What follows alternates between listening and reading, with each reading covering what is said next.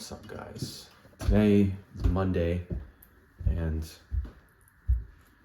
I think I'm gonna work out, and then I'm gonna go to Providence and explore. I'm gonna take you with me.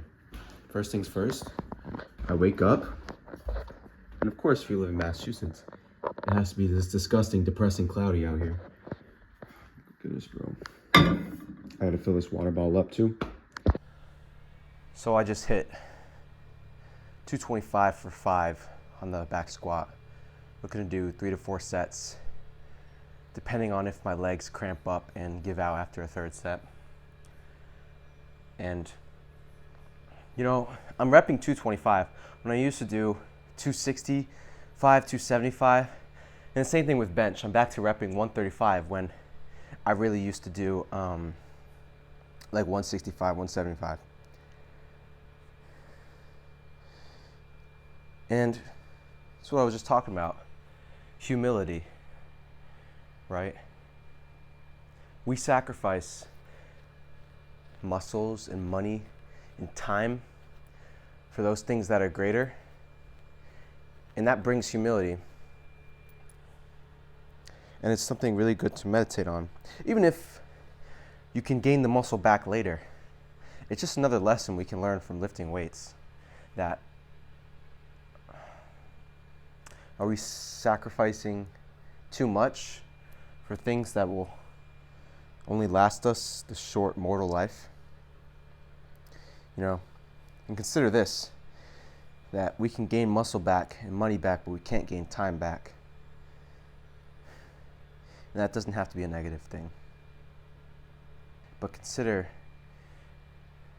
is this use of time giving glory to God or giving glory to earthly things? Right? And that means different stuff. And again, I love lifting weights with greased up oily fingers because this humility, this weight belt from Amazon with the oil that spilled on it in my trunk. Oh my goodness, man. Another set. Oh, my legs.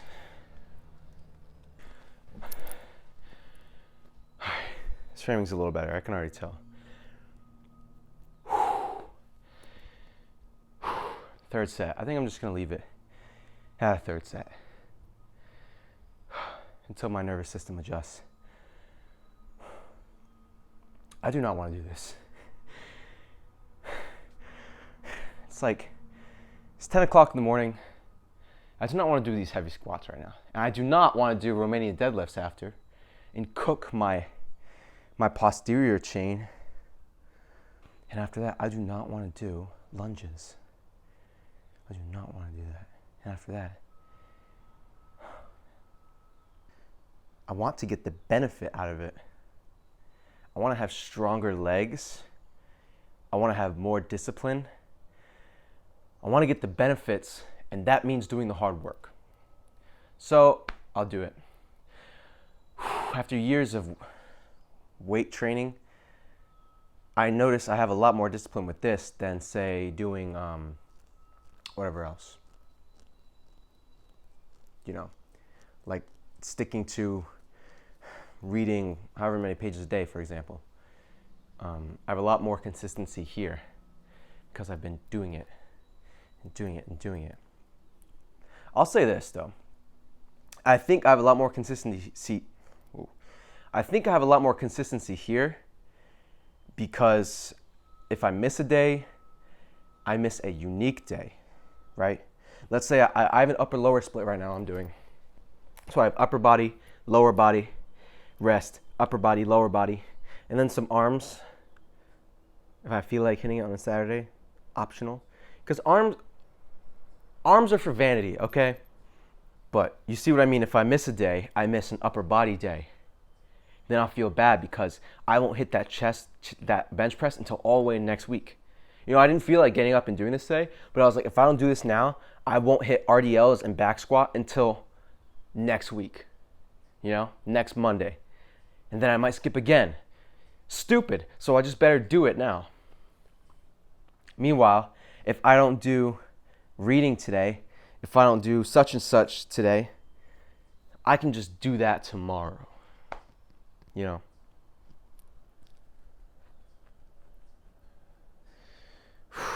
Something to meditate on.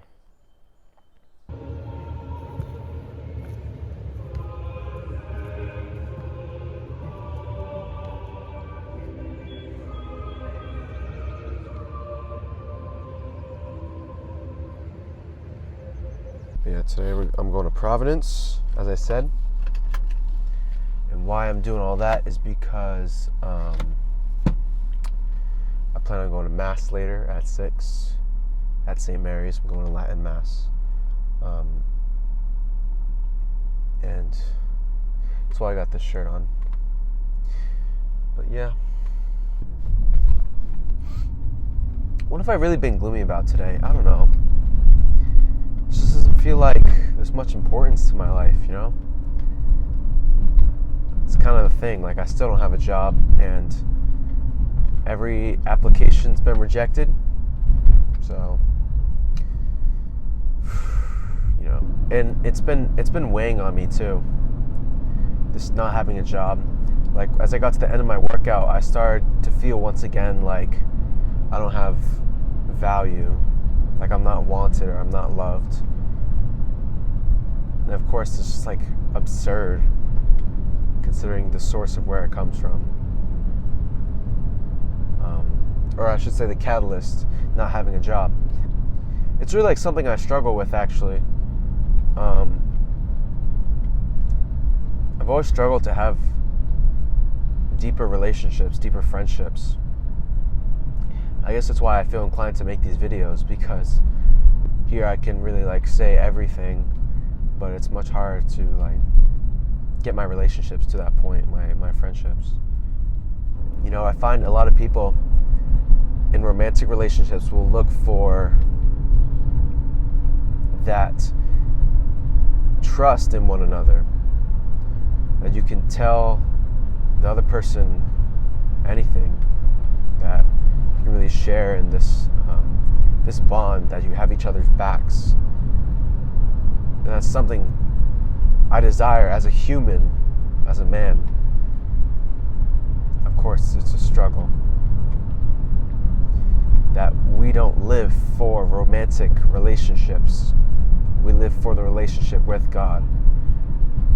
I guess in my own way, although I pray and I've made it this far in my faith, I'm still working towards trusting fully in God and putting my whole soul to rest in Him. As the psalmist says, my body pines for you. My soul is like a dry, weary land without water. And I do believe that human relationships are very important, because our hearts that were made to love, that definitely goes well with other people. You know, we're called to love. All vocations, priesthood, marriage, religious life, they're all vocations of love. You know?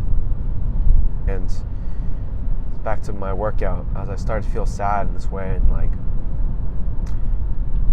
you know, crying at the end of my workout,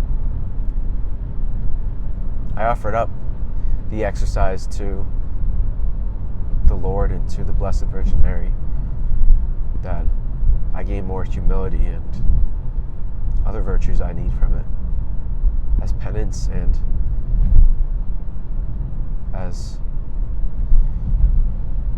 thanksgiving to God for everything He's done to me, and so that He will fill me with His love and help me to realize how valuable I am.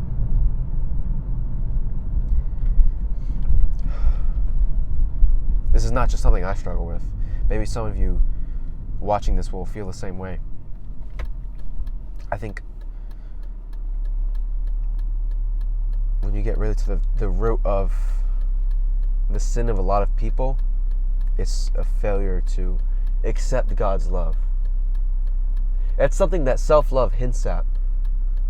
Self-love is not a scam, but self-love is the love of yourself that comes from God. You know, how can one love themselves?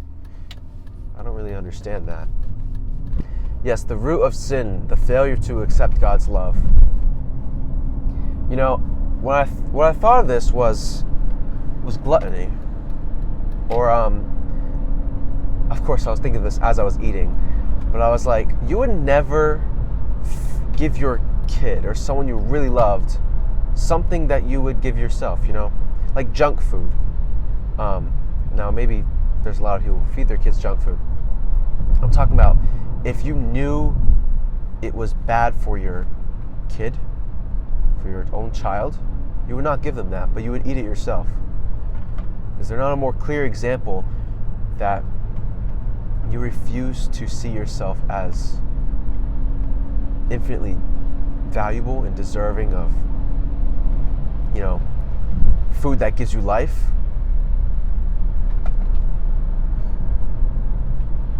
And speaking of food, many people can come to be afraid of the Eucharist because it is so life-giving and is the source of our faith.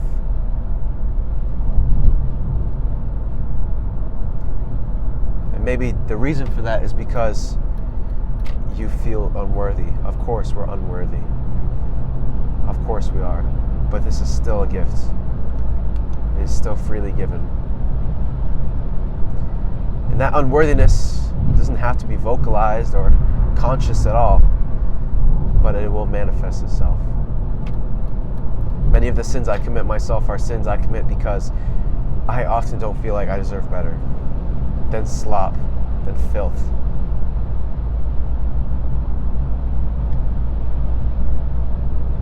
So that's something that's difficult for me to accept right now, especially as I'm looking for a job, and it's hard to separate the rejection of the piece of paper describing my spark notes, the spark notes of who I am, with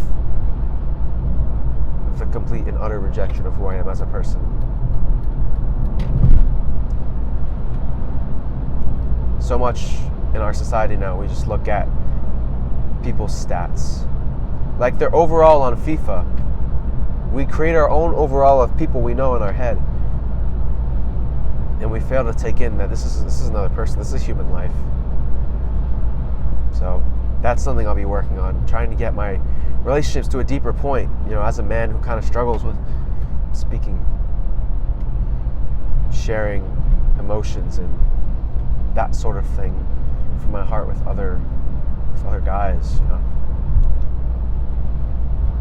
With my friendships.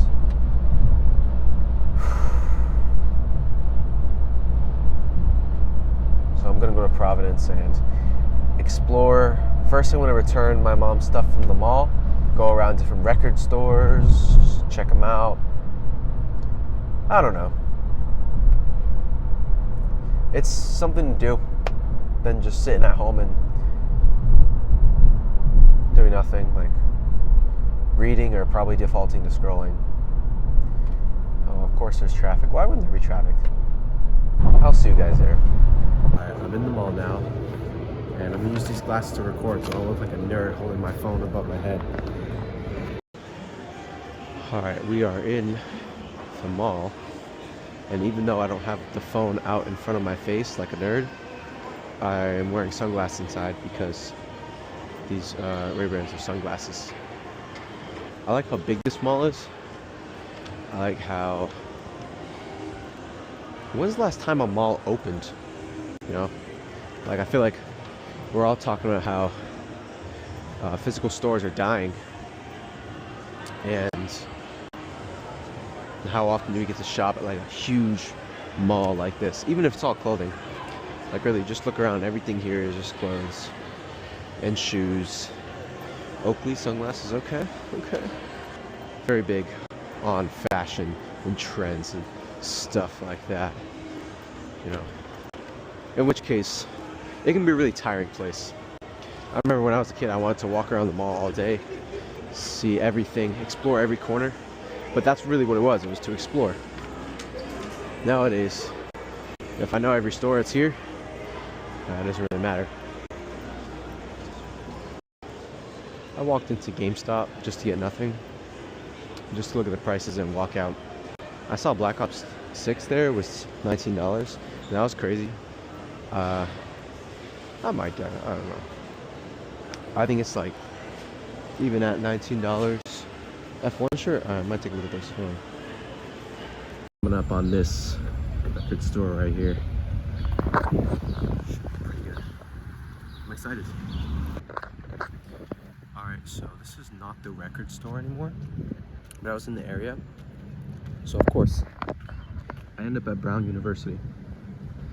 I've never visited Brown, and the gates were open.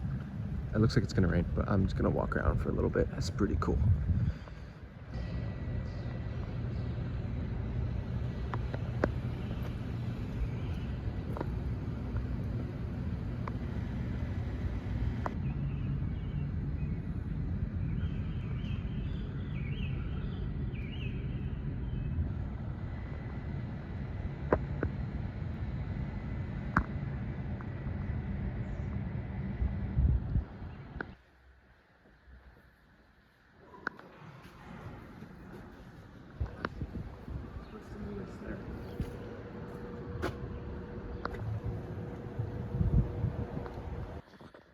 Back in the garage.